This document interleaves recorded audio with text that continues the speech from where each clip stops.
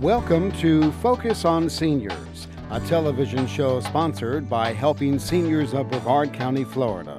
The show is designed to make you aware of senior issues, needs, and resources available to help us age in place and with dignity. This show will help you as you develop your own aging and care plan. I'm Joe Steckler. Welcome to Focus on Seniors, the television arm of Helping Seniors of Brevard County, a show designed to provide you with information on how to develop your own aging plan and care plan. Our topic today is dental implants. And with me in the studio is Dr. Lee Sheldon of Solid Bite Dental Implants.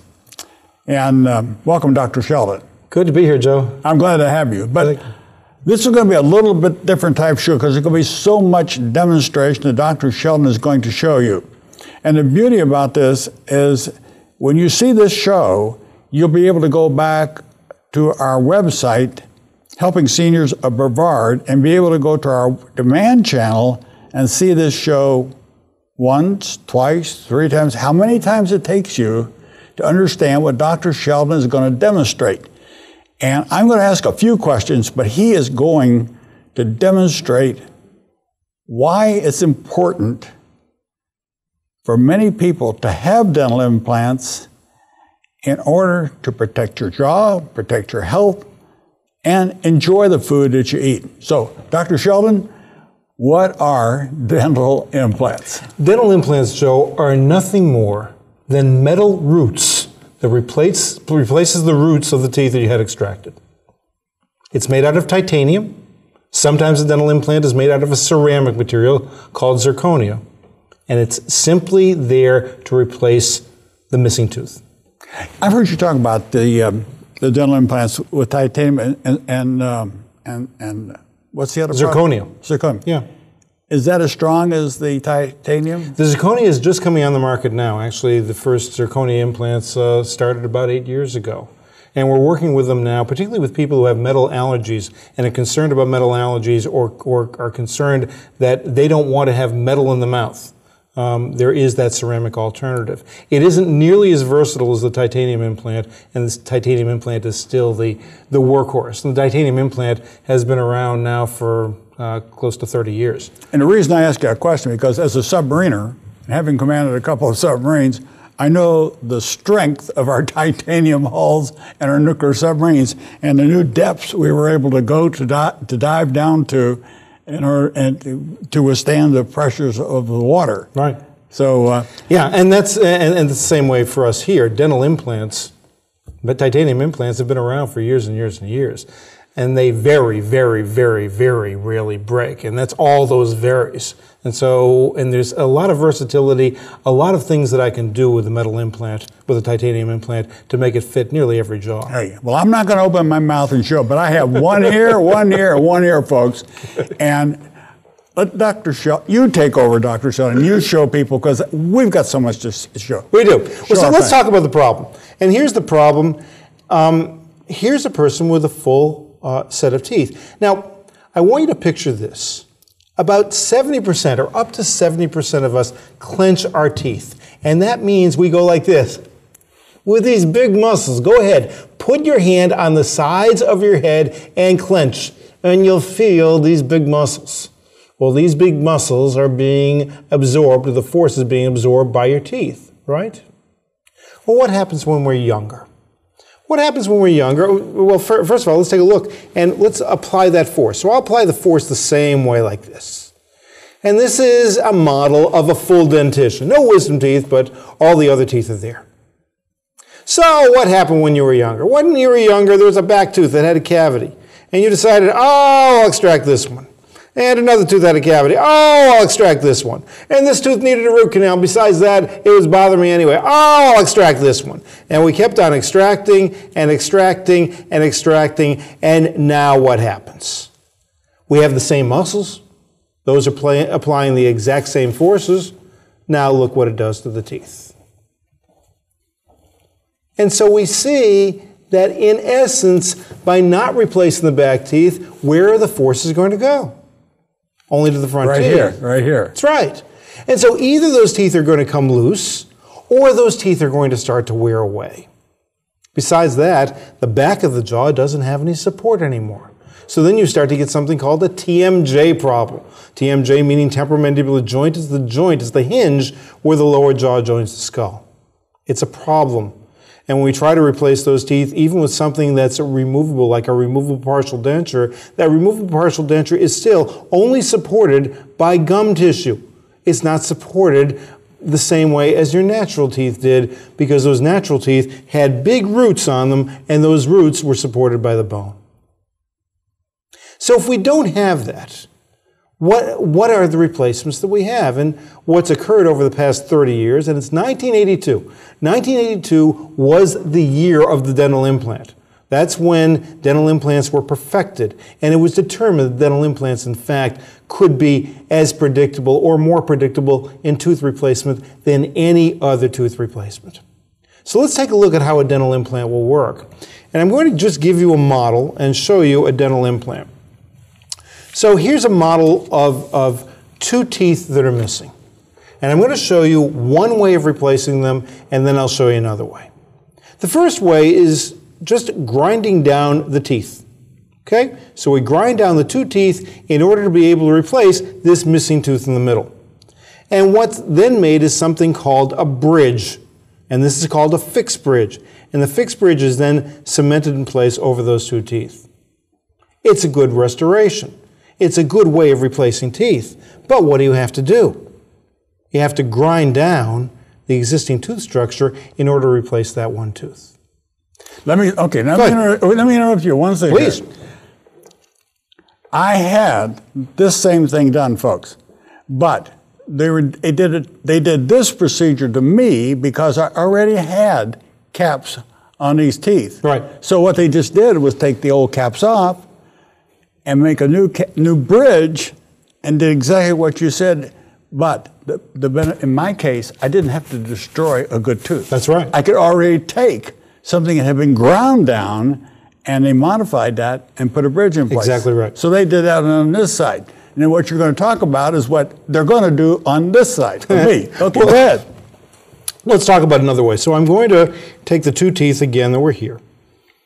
Okay, let's assume that we don't want to grind down the teeth. Let's assume that we're not in Joe's condition where these teeth have already been ground down and had crowns on them.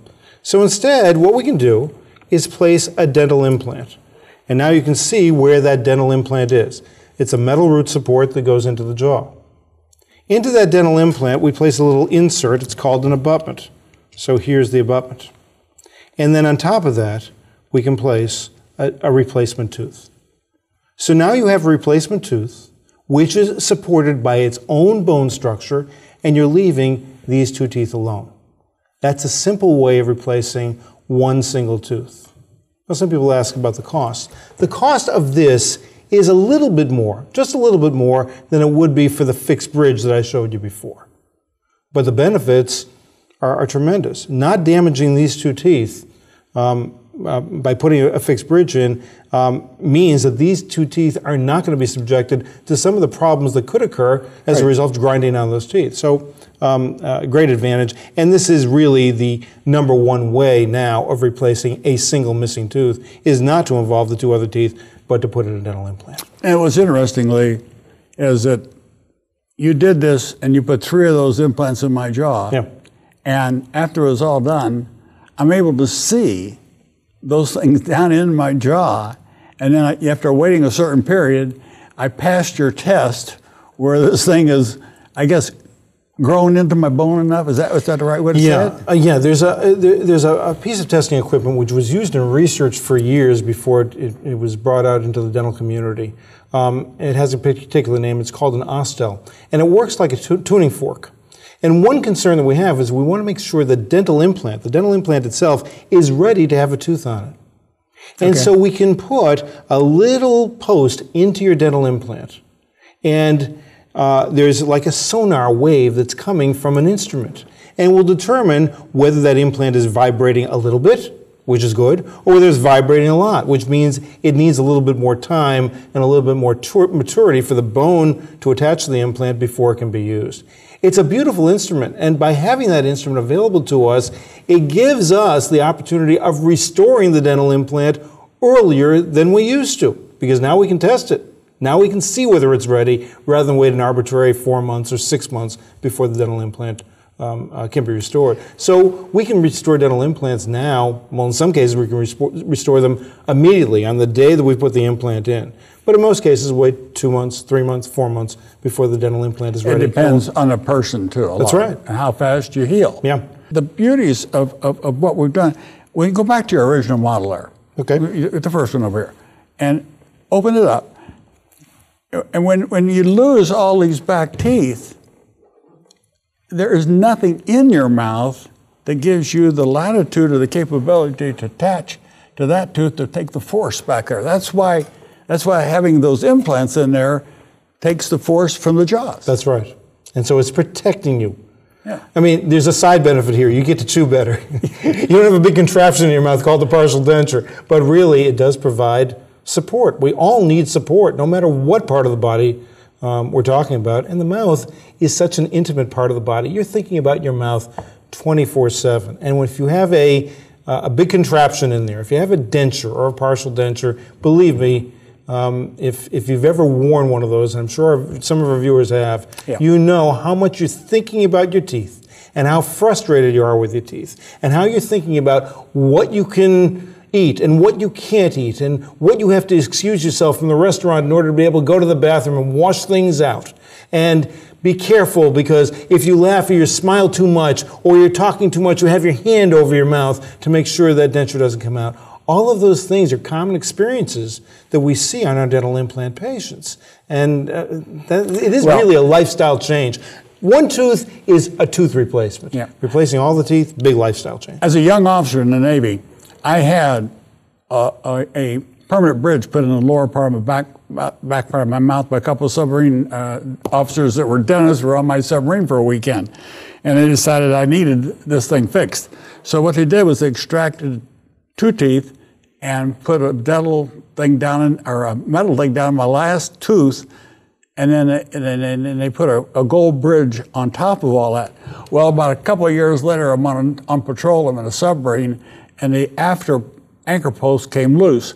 So I'm 2.5 months submerged on a submarine, and I could put my tongue underneath that thing, and it was flapping, but I couldn't get it out of my mouth. So this type of thing prevents that type of thing from happening. This is why when you watch these shows, there's so many practical applications of dentistry that we just don't think about. Oh, there are. And until you need it, you don't know. The problem is that sometimes you don't know. You don't know what's available. And that's what we've experienced in our practice. People who have teeth that are floating in their mouths. People who have rotten teeth, and they say they didn't think there were any answers. And they come in after having years and years of failed dentistry. Really, some of them haven't been to a dentist in 10, 15 years simply because they thought there was no answer. When in fact there is an answer. Dental implants don't get tooth decay. Okay. The topic, the name of our show is called Focus on Seniors. Yeah. How appropriate is this type of procedure for a senior citizen? Well, how old can you be and still get these things? My oldest patient was 98 years old. And she had a denture that was coming loose all the time. She just wanted it to stay in her mouth. And so we put, in her case, we put in 2 dental implants just to hold her denture in place. But there's even another way where it can be even more secure with a different type of implant system. Let me show you that, okay? Okay. So here, let's just take this out. I'm just going to take this off this model for a second. So this is a lower denture. And a person can walk in with a lower denture, which, if you've worn a lower denture, you know how it fits. You know that it floats in the mouth. You know that when you move your lips, the denture moves. You know that if you move your tongue the wrong way, the denture moves. And you're literally playing a balancing act trying to keep that denture in place, right? So what can we do? And here's what can be done in the same day using the existing denture.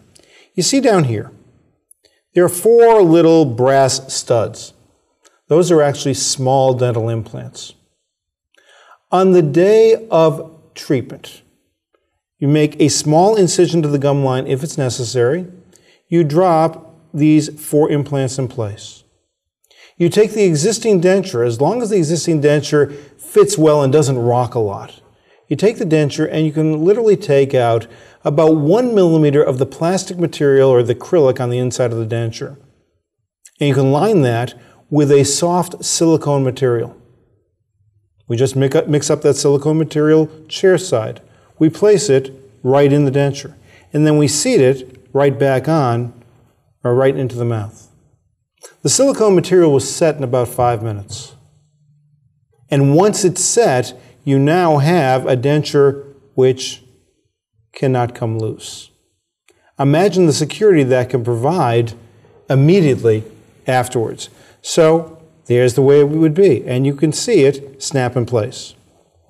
That's one of the simplest ways, and frankly one of the most cost-effective ways that somebody who has a lower denture can have security, and it can have that security right away. You did an article on this for Florida Today. Yes, I did. But the thing that didn't come across in the article is the fact that that silicone product, when it's sealed, it forms like a place for it to anchor. You can still take that out at night and clean it, right? Yes, you can. Same ways you did before. See, a lot of people probably didn't understand that. It's the magic of video. What a difference to be able to demonstrate that on camera. See, I thought that it was like the implant and it was put in there permanently. I should have asked a question. Sure. Here you are. So we can ask that question again, and I can show you how it can be done permanently. So let me show you some of the more effective ways. Not effective ways; they're all effective, but some of the beautiful ways in which teeth can be replaced. Do you see this? I'm going to turn it upside down because this is really upper teeth. I don't know if you can see this, Seth, but there's a little screw hole right there in order to be able to get that dental implant to seat in place. But so that people can see what they're getting, because otherwise this just looks like natural teeth. We'll put that back in place. This is a dental implant supported fixed prosthesis, fixed in place. That means usually 6 or 8 dental implants are placed. And our ceramist then creates a single piece of ceramic material with separate crowns, which are cemented in, not like this one, which came loose because I purposely had it that way. But here we have a beautiful set of teeth. I defy anyone to come up to you and to be able and tell you that you have dental implants with something that looks like this. This can all be done very easily and creates a smile that you can be proud of. Are you talking about a whole set of teeth? Whole set of teeth. This is a whole set of teeth right here. And notice, the palate is totally free. You know, one of the biggest complaints we have from our denture patients is that the palate is covered, the roof of the mouth is covered. And you can't taste your food very well when the palate is covered with a big piece of plastic. Right. Yeah. In this case, the dental implants are supporting this prosthesis. The roof of the mouth is totally uncovered, and this feels very close to what your natural teeth felt like. Does this type of a denture, when it's put in permanently, how do you clean, or how does we prevent food from getting underneath there? Right. First of all, there is going to be a slight space between this, the dental implant prosthesis, and the gum tissue underneath. And so yes, things can get down in there. And what we do is place little ports or little channels where you can put in floss or a water irrigation device, like a water pick, to be able to squirt out and clean out the material that will get underneath this. But because this is supported by dental implants, even if a little bit of food will get underneath that, when you bite down, you won't have that same feeling as you would with a denture, which is loose and a seed gets trapped. It's something that you'll clean out later on when you go to the bathroom later on at night. Because when they put my permanent thing in here, I have a very thin, like a loop, that I have to put through the tooth, and it catches the dental floss on the other side, and I pull it through so I can clean. That's right. And you'd use the same thing here. There are devices that are like that or similar to that to clean underneath this as well. What I'm learning, though, Dr. Sheldon, and I think that viewers will get the same impression, is that the field of dentistry has certainly accepted technology, and we're doing so many more things. Have you got anything else here before we run out of time that you want to show? No, yes, I do. I actually have some befores and afters, and I just want to show you what can be done. Okay. So let's take a look at the first one. This woman was just missing a single tooth, and this is a choice. It's a front tooth that's missing. And it was a choice for this patient to have the 2 teeth ground down on either side, or to do this. And what you see is, with the dental implant, how beautifully that can restore that missing tooth. Now, what's important is to make sure that the gum tissue looks good before you put the crown in. Therefore, there is some periodontal plastic surgery that we also do in order to make sure that not only the tooth is in place, but the tooth is draped properly by the gum tissue. This is a patient who, through neglect and for other reasons, lost most of her teeth. And you can see that the teeth are rotted away. And she didn't feel that there was really any answer. Even the lower teeth that were present were not usable. They were decayed and they had periodontal disease. So literally, she had all of her teeth extracted. So now you see what it looked like. Now, take a look at how the restoration is. How many implants do you have to put in there? We put, in her case, 5 implants on the lower arch and 6 implants on the upper arch. And these teeth were now totally fixed in place. I can tell you that she smiles more than she ever smiled before. I can tell you that some of the wrinkles that you see in her face, you even see those wrinkles now, have gone away in the several months since we placed those dental implants. This has been a total lifestyle change. Not being able to smile, not being able to talk, not being able to eat, and a total conversion into being able to chew everything comfortably as much as she wanted to. Okay. I want to talk a little bit about insurance and the cost of these things, because people will think nothing about going out and buying an expensive car. Yeah. Or they'll think nothing about, or they think about it, but they still do it, buy a home they don't need. Right. But how many people will think about spending a little bit more to have their mouth correctly taken care of?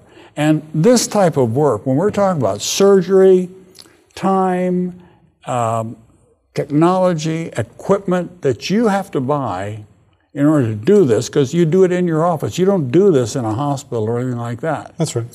But can you tell our viewers some of the cost of doing this? Because I think it's a fair thing, because people need to have an understanding that there are ways that they can pay for this stuff, can do it. This is not just getting a tooth filled.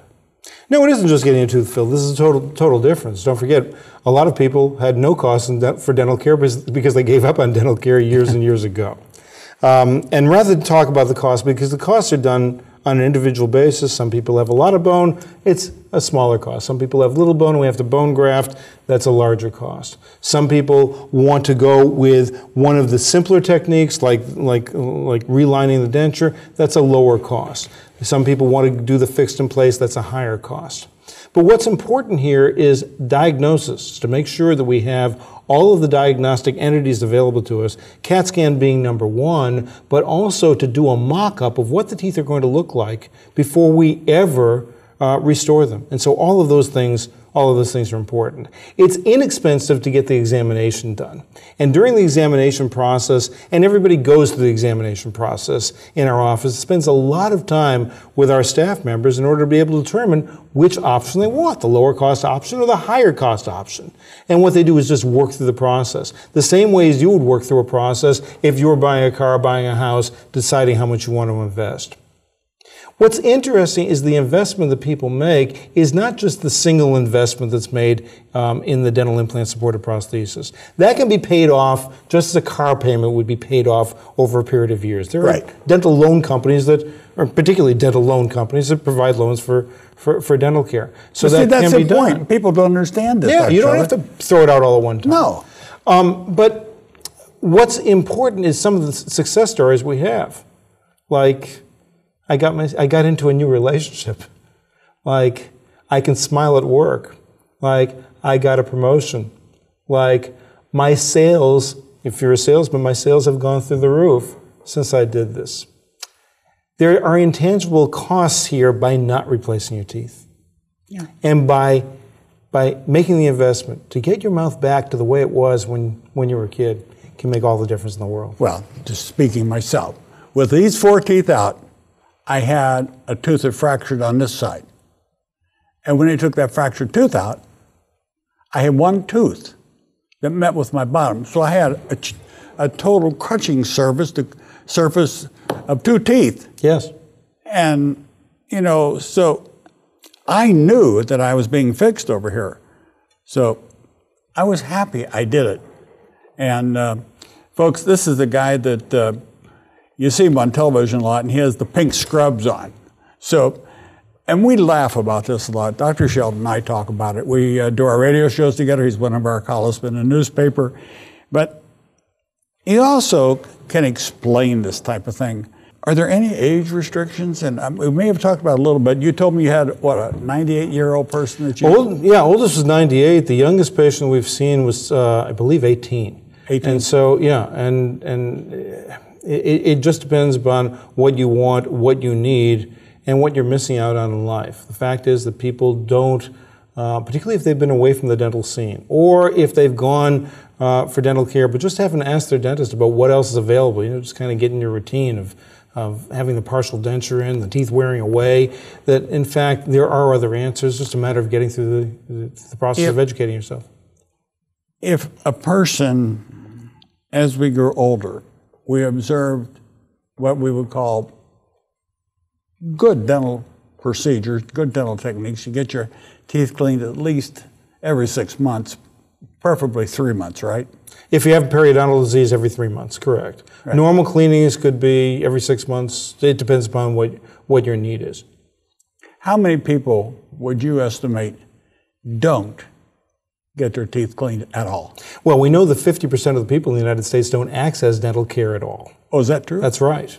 And so those aren't the patients that I see. Or those are the patients who may have given up on dentistry, or that's one side. And there's also a group, just to be fair, there's a group of people who don't need dental care, and so there's no reason for them to see somebody. They keep their teeth clean, they've never had a cavity, and they have no periodontal disease. Some may opt out of the market entirely. We'd like to see them to make sure that we diagnose disease early before it gets to the stage where you need all of this work. But even if a person has perfect dental health, don't they still need to get their teeth cleaned? I believe so, but there's some people who actually are resistant, totally resistant to disease. And I know they're out there. And I understand that. Am I going to say that they need to come in? I'd love to see them because things change as we get older, particularly if we go on medications, your mouth gets dry and they're more prone to tooth decay. So it would be a good idea to see your dentist for an examination just to make sure everything's okay. Thank you, Dr. Sheldon. I've enjoyed having you as a guest. Thanks. And thank you for watching today's episode of Focus on Seniors. If you have questions or comments, please call radio station WMEL 631-1300. For more information on senior care and resources, visit our website, helpingseniors of Brevard.com. Thank you for watching, and do take care of your teeth.